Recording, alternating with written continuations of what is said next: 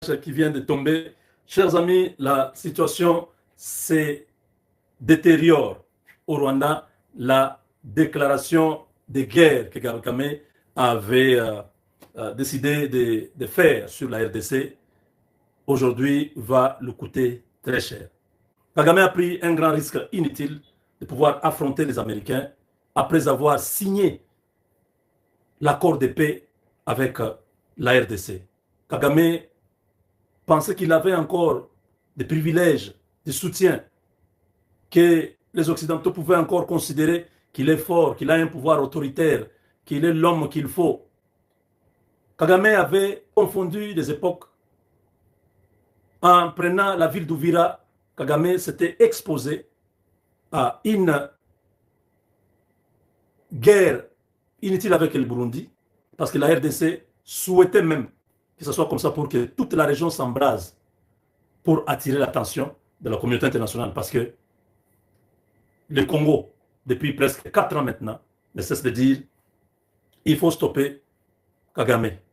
Tous ceux qui sont en train de soutenir Paul Kagame, la France, la Pologne, l'Allemagne et d'autres pays, arrêtez Kagame, il est en train de massacrer la population congolaise. Le président Tshisekedi a fait le tour du monde pour expliquer ça, mais il y avait un silence international. En prenant Ouvira, Kagame a poussé le bouchon très loin, au point que maintenant, le Burundi, la Tanzanie, que tout le monde s'invite dans la guerre, que l'Angola se dise il y a une menace dans la région. Nous risquons, quand le feu est chez les voisins, il faut faire tout pour éteindre le feu, parce que sinon ça va arriver sur notre case. C'est l'essence que l'Angola avait déjà aussi décidé. Les troupes angolaises sont attendues à Kalemi, les troupes tchadiennes sont attendues à Kisangani, les troupes burundaises sont déjà là, la Tanzanie est là. Donc ça devenait une guerre régionale qui pouvait avoir des conséquences lourdes sur les investissements américains, français, je sais pas, européens, et tout ça, dans les pays là. Vous imaginez en Tanzanie, vous imaginez en Angola, il y a des investissements là-bas. Et si la guerre devient une guerre régionale, personne n'est à l'abri. Vous voyez ça? Et surtout, le fait d'avoir défié Donald Trump en disant les sanctions, James Kabara, les sanctions. Les Américains avaient déjà accumulé assez d'humiliation de la part d'un président qui ne pèse rien, qui n'a rien, un pays pauvre comme le Rwanda, le Rwanda qui dépend de l'aide extérieure, son budget dépend à 50% de l'argent qui vient de Yamawa, l'argent, l'aide qui vient des États-Unis, de l'Union européenne, de tout ça, qui donne un pays comme ça, qui doit continuer à être arrogant. Donald Trump a envoyé le message à travers son vice-président pour que Ouvira soit libéré et que l'ultimatum, ce n'est pas Ouvira. Kagame a jusqu'au 19. Je dis bien, je répète, ouvrez bien les oreilles. Ouvrez bien les oreilles. Donnez-moi une seconde.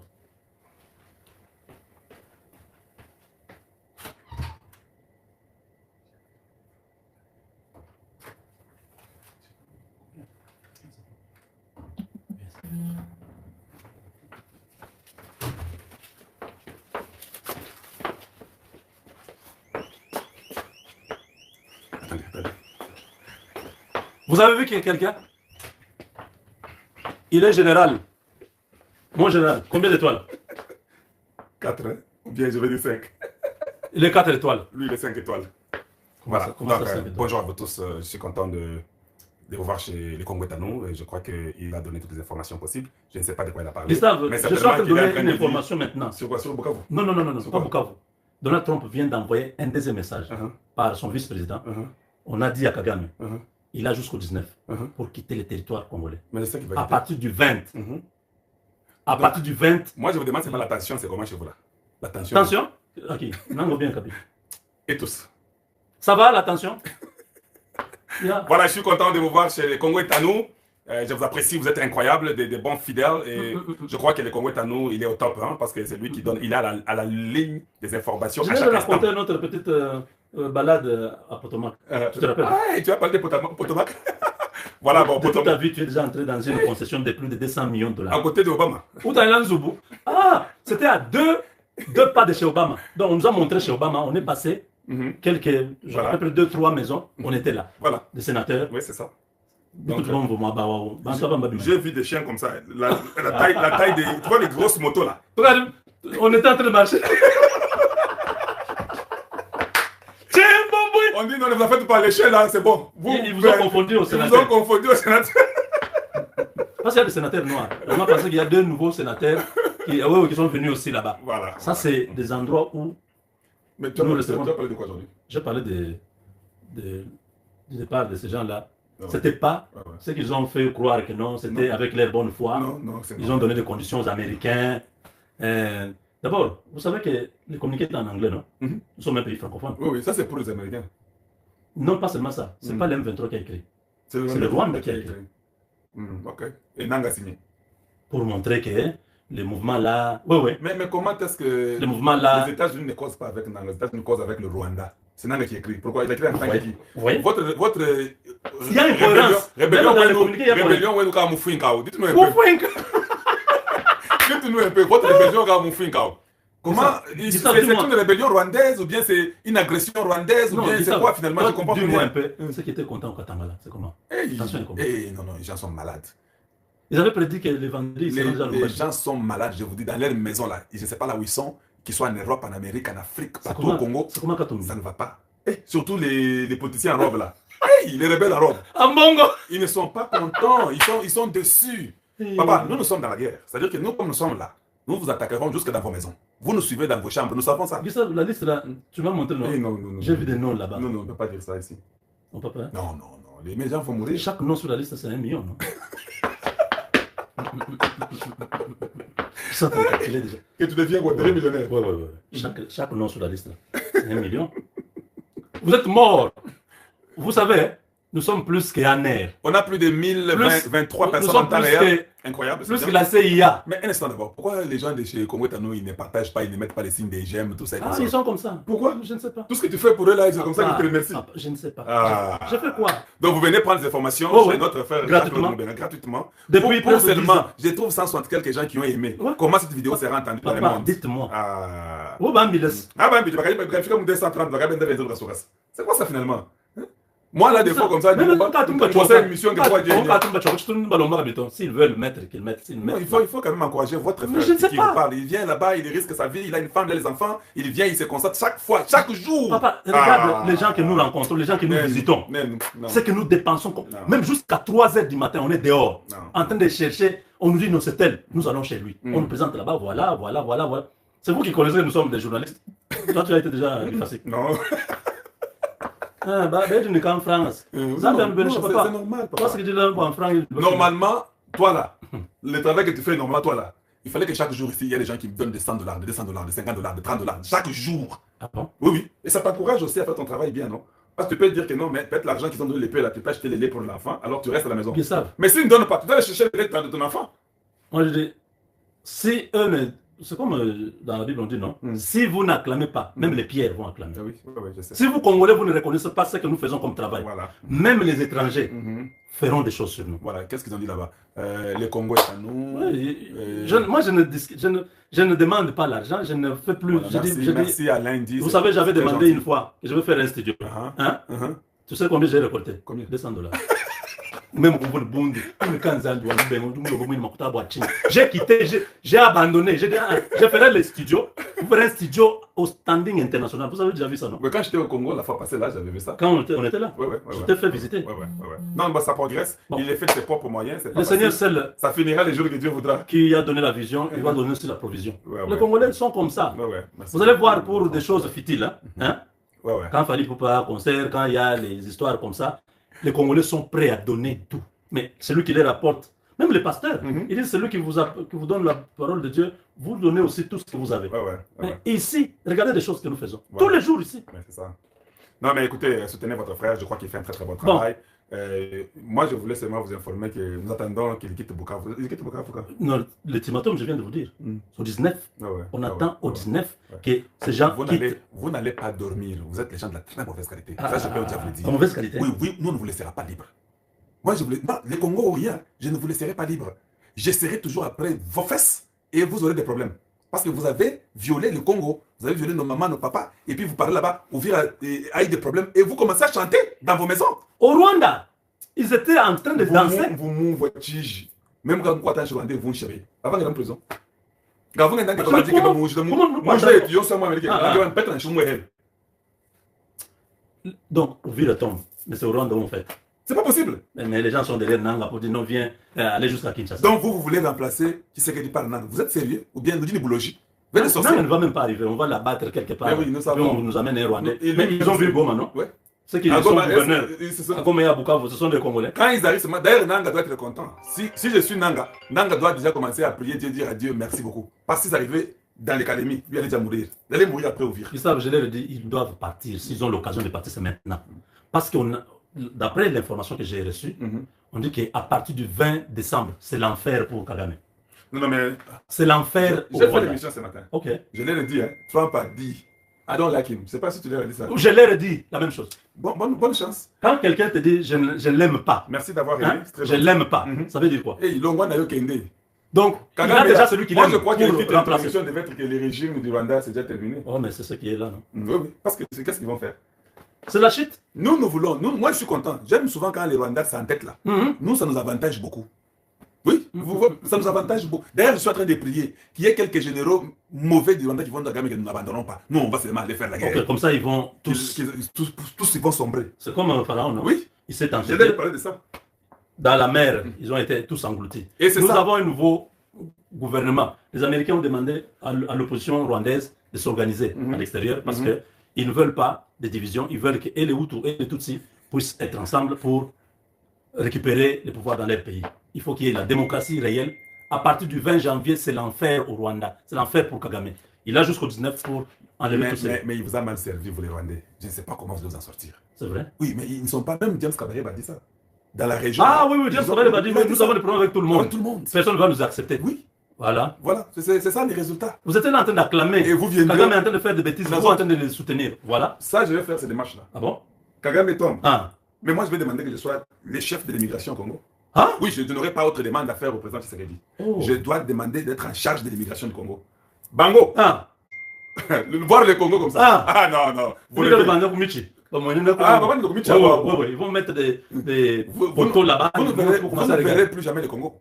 Aussi longtemps que je suis vivant, vous ne verrez plus jamais le Congo. Pas de visa. Non, il n'y aura rien à voir. Non. Ah bon? D'ailleurs, je vais prendre leur argent. Ils appliquent pour les visas. Ce sera les visas les plus chers. Vous allez faire ce que Trump fait. Ban certains pays. Mais moi, je suis trumpiste. Tu sais ça? Oui, bien sûr. C'est-à-dire que quand j'arrive là, les visas peuvent être $1200. On va ban combien de pays? Le Kenya aussi. Le Kenya, on ne peut même pas le La Somalie.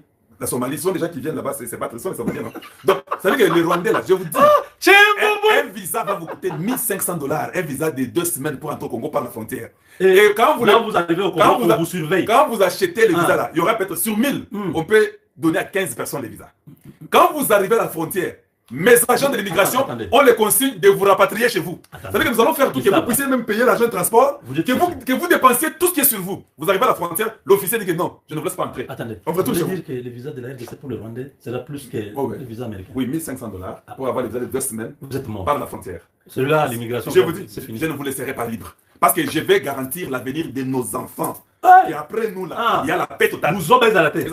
Donc je ne vais pas les jouer avec eux. C'est-à-dire que 1500, je prends les 1500. Je donne 15 personnes sur 1000. Les 15 arrivent à la frontière. Les officiers, on les consigne. Sur les 15 là, peut-être le Moutoumorinde à Boleka. 14, on refuse les visas. C'est lui qui entre là. On les poursuit derrière, on voit ce qu'il fait pendant 2 semaines.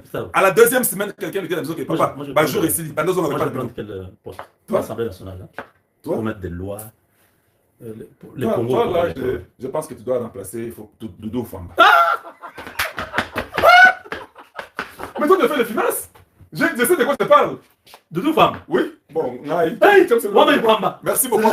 Tout le monde a entendu. Boniface Kabouye. Merci beaucoup pour avoir fait faire. Non, on a déjà presque 2000% en réel. Mais s'il vous plaît, on a moins de gens qui ont aimé la vidéo du Congo est à nous. Pouvez-vous seulement 650 personnes, ça ne veut rien dire. Ils sont là en train de regarder. Oui, ils sont en train de rire. Ils sont en train de rire parce que j'ai dit que tu vas remplacer Doudou Famba. Est-ce que toi, tu n'es pas capable? J'ai un master en finance. Il a étudié aux États-Unis. J'ai travaillé aux États-Unis. Il a étudié là-bas, il est financier. Mais les Américains vont être même contents d'avoir des gens qui ont étudié dans leurs universités, qui travaillent. Oui. Tu veux que je commence à dire que tu vas remplacer le Doudou Famba ou bien c'est comment? Tu as commencé le lobbying ou comment? Je peux commencer maintenant. Ah bon? Comment? Ça, tu dis au président. Posons la question. Ah, on fait le sondage. On fait le sondage. Parce que toi, tu représentes tout le monde, non? Et les ennemis sont aussi là. Ah bon? Répondez-nous un peu. Vous voulez que Jean-Claude remplace Doudou Fambori ou pas? Non, c'est au prochain gouvernement. Au prochain gouvernement, je pose la question. Parce que la guerre est finie. Dites-moi un peu. On ne va pas rester en guerre. Son excellence, Jean-Claude.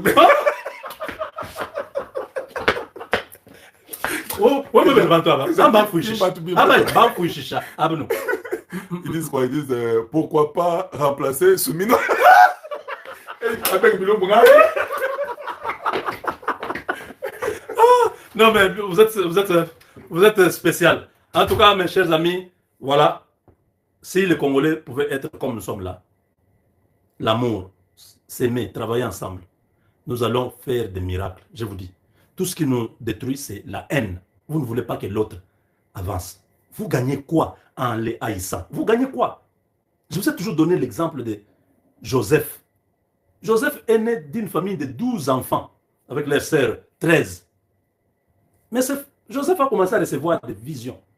Dieu lui montre, il dit, ça a créé la haine dans le cœur de leurs frères. Ils sont allés pour les tuer. L'un d'entre eux a dit, non, on ne peut pas prendre le sang de notre frère. Jetons-les dans la citerne.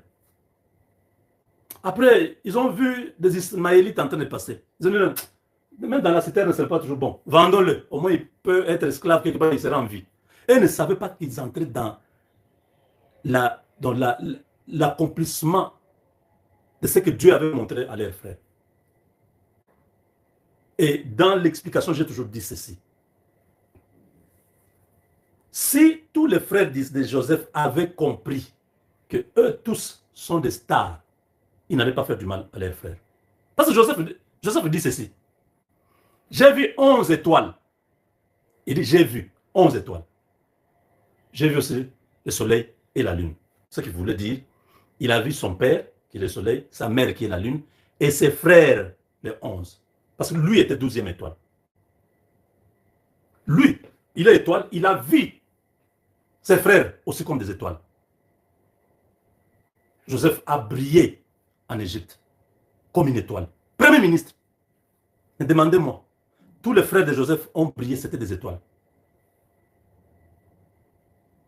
Judas a brillé plus qu'eux tous. Jésus est né de la souche de Judas. Le Messie, le Rédempteur, le Sauveur de l'humanité, le Christ est sorti de Judas. Parce que Judas était vu comme une étoile. Je ne sais pas si vous comprenez. Les sacrificateurs sont sortis de quelle souche?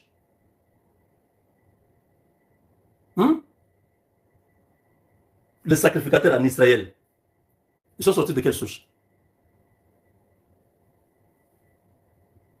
Vous comprenez? Si vous regardez, vous lisez tous les frères de Joseph, c'était des étoiles. Merci. Vous avez vu, non? Les Lévites. Ils sont consacrés au temple. Si j'avais le temps, j'allais vous dire chaque frère de Joseph, quand leur père les bénit, vous allez suivre dans la bénédiction là. C'est ce qui est arrivé après. Donc, n'ayez pas la haine contre votre frère. Vous savez que cet homme, c'est un Congolais. Il est en train de faire bien son travail. Soutenez-le. Vous aussi, vous avez pour vous. Ils ont dit non, donnez-nous cette tunique. Il a dit, mais la tunique ici, c'est votre père qui m'a donné. Si vous en avez besoin, demandez à votre père. Pourquoi vous voulez me faire du mal? Votre père qui est Jacob, ici je vous parle, notre père c'est Dieu.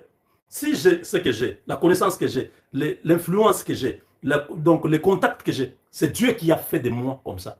Demandez au même Dieu de vous donner ce qu'il y a à vous. Pourquoi être content de ma chute? Pourquoi être content que je puisse échouer? Pourquoi être content de mon malheur? Vous gagnez quoi? Demandez à Dieu qu'il vous donne ce qui a été prévu pour vous. Parce que chacun de nous a quelque chose que Dieu a prévu pour lui. Si nous comprenons les choses de cette manière, vous voyez cette complicité? Dieu nous aide. Les Américains, partout, les gens travaillent ensemble. Il n'y a personne qui peut travailler. C'est au Congo où quelqu'un veut être toujours, qu'on l'appelle toujours boss, qu'il soit. Non, travaillons ensemble dans l'unité. C'est dans l'unité que nous devenons forts. Divisés, nous sommes faibles. Vous savez pourquoi les Congolais, pourquoi la RDC résiste? C'est parce que sur le plan de l'identité congolaise, nous sommes unis. Nous n'acceptons pas qu'on coupe le Congo. Mais si on devait continuer à avoir cette attitude, même dans d'autres domaines, ça pouvait nous aider à aller très vite. Malheureusement, dans d'autres domaines, nous sommes fragilisés avec ces histoires de tribalisme, avec ces histoires de la haine. Ça ne nous aide pas. Je vous ai demandé, aidons le président de la République, soyons derrière lui. C'est un homme, il peut s'égarer, il peut commettre une erreur, mais ça ne veut pas dire que tout ce qu'il fait de bien pour l'avancement du pays, on ne doit pas soutenir. Non, soutenons-le. Il se bat avec tous ces réseaux mafieux. Je vous ai dit au mois de février que Dieu m'a montré que la guerre est terminée. Je vous ai dit après, Dieu m'a montré que Tshisekedi était à la table en train de signer des contrats avec des Blancs. Et que Museveni était désespéré. Museveni ne pouvait même pas compter sur Kagame. Vous voyez ce qui est en train d'arriver à Kagame. Je dis Kagame à partir du 20, c'est l'enfer qu'il va vivre. Comme il a défié la première puissance qui lui a donné le pouvoir il y a près de 30 ans. Il a défié ces gens croyant qu'il pourra continuer à manœuvrer. Il s'est tiré une balle au pied. C'est terminé. Sa chute est programmée, je vous ai dit ça il y a quelques temps. Je vous ai dit quand la dame là, Paula White, est passée, on lui a dit, tu n'as plus d'option. Nous t'avons donné plusieurs occasions pour que tu puisses faire bien les choses. Tu n'as pas compris, c'est terminé. L'ordre a été donné. Ce n'est pas n'importe qui vient faire une déclaration au Congo que dans 52 jours, il n'y aura plus la guerre à l'Est. Vous pensez qu'elle a parlé comme ça? Vous pensez que c'était une prophétie? Non. Elle a donné un message à Kagame. Il y a panique au Rwanda. Je vous ai dit quoi? Hippolyte Kanambe, son argent là ne veut rien dire. On lui a arraché l'argent. Il n'a plus accès à ses comptes. Avec la condamnation à mort qui était faite au Congo là. Toutes ces banques, partout où il y a son argent, on a bloqué ça. L'homme est fini. Il est banni dans les pays de la SADC. Beaucoup de pays de la SADC ne veulent plus. Kabila ne peut pas mettre ses pieds en Namibie. Dans beaucoup d'autres pays, il ne peut pas mettre ses pieds. C'est comme ça qu'il est allé prendre la nationalité au Swaziland pour avoir la possibilité d'être maintenant un nouveau citoyen swazilandais et se promener dans tous ces pays-là. En tant que Congolais, on lui a banni. Toutes ces choses, on vous donne ça gratuitement. Aimez mes vidéos, vous n'aimez pas. Partagez les vidéos, vous ne partagez pas. Vous voyez? Comment vous allez sur d'autres chaînes, sur des histoires qui ne vous apportent rien. Vous aimez là-bas, vous partagez. Je vois les gens partager des vidéos d'autres personnes chez moi. Je dis, mais mes propres vidéos, vous ne partagez pas. Vous voulez que je regarde les vidéos des autres personnes. Le travail que je fais là. Au Congo, vous avez quelqu'un qui fait le travail que je fais en dehors de ce que nous faisons avec les frères qui viennent d'être ici, Kalonge. Beaucoup ne veulent pas reconnaître qu'ils prennent les choses que nous disons. Ils le font chez eux. Il faut avoir seulement l'honnêteté scientifique. Reconnaître que non, vraiment notre frère, ce qu'ils sont en train de faire là, ça nous aide aussi à faire la même chose. Je n'ai jamais eu de problème. Je n'ai jamais même mis sur mes vidéos que non, si